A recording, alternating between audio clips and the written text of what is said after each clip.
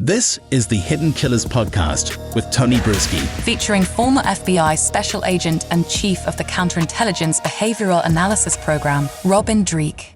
Federal investigators preparing to bring more accusers of Sean Diddy Combs in front of a federal grand jury in New York City. This is new. This is not the same federal grand jury that we saw earlier. This is not the same child trafficking or sex trafficking allegations that we've seen against him. Now, this is very likely all tied together.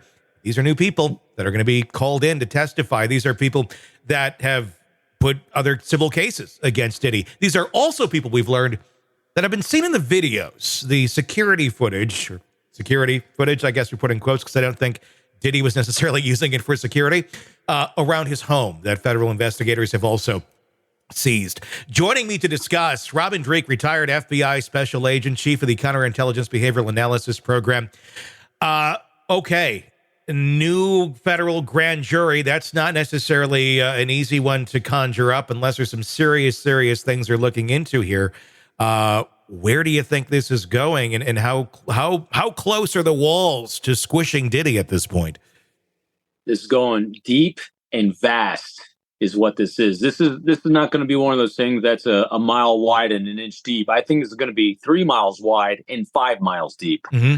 As we've said from the very get-go on this one, Tony, prosecutors, investigators are going to take their time, because when you are dealing with trafficking of any sort and the kind of abuse that is circling his circle, whether it's him directly involved or people, I don't care where it is, mm-hmm.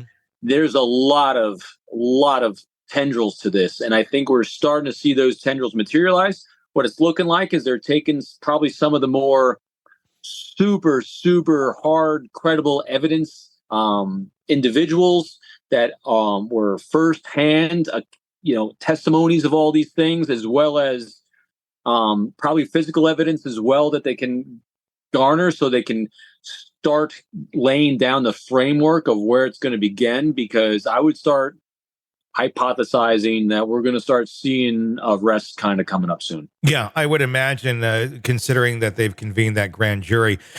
Yeah. Now, some of these people that they're bringing in, I'm just hypothesizing here, but if we're just to read the tea leaves, some of these allegations of sexual abuse, the statute of limitations has since expired on. So it's not necessarily going into this to prosecute him for those crimes, but it's more so to look at consistency here, and consistency mm-hmm. in character. Is that accurate?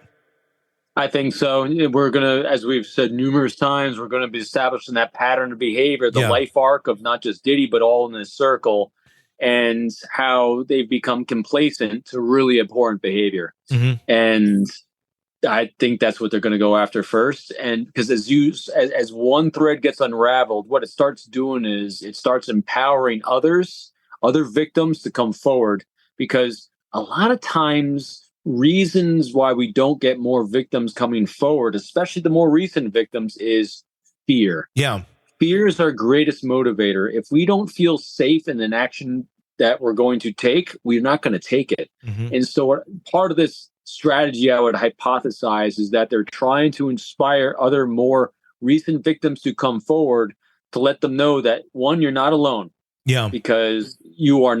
That is also a great generator of fears, thinking that I'm all alone. I'm going to be standing alone, and the world's going to come at and chastise me and come at me, like has probably been kept them silent in the past. Is the henchmen surrounding Diddy have used fear to motivate their behaviors, and so as soon as you can alleviate that fear by actions like this, then we're going to start opening up some dialogue, I think, and we're going to get even more depth and breadth to what the accusations are.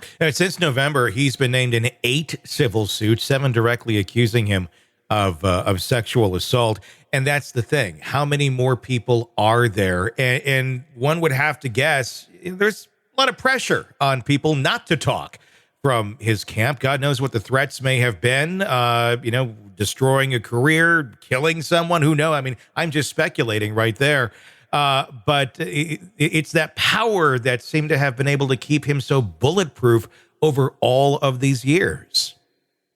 Yeah, I think the main the main driver of all these things isn't necessarily a direct fear of, like when someone states or puts in, definitely when put in writing, most likely, hey, we're going to do X, Y, and Z if you don't do this. But in these kind of circles is you fear losing preferred treatment. You fear losing favoritism. You fear that since, if you have 100 people, say we have 100 people in a close circle, but only the preferred top 5 are going to get that preferred treatment, and you don't want to follow that top 5, that becomes the fear motivator.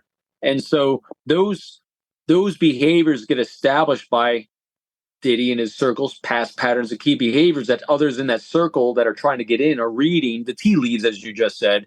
And so I think fear is inherent in observing their behavior. And so that makes it very hard to prosecute and hard to come up with charges because it's implied. Mm-hmm. And so what they needed to take their time to do is move beyond the implied, implicit, and move to very direct actions and that they could have evidence of. Sick of the ads? We are too. Start listening with no commercials now and get access to all of our episodes in advance of everyone else. Become a True Crime Today Premium Plus subscriber on Apple Podcasts. Search True Crime Today Premium Plus on Apple Podcasts or go to our podcast page and sign up now. True Crime Today Premium Plus. Sign up now.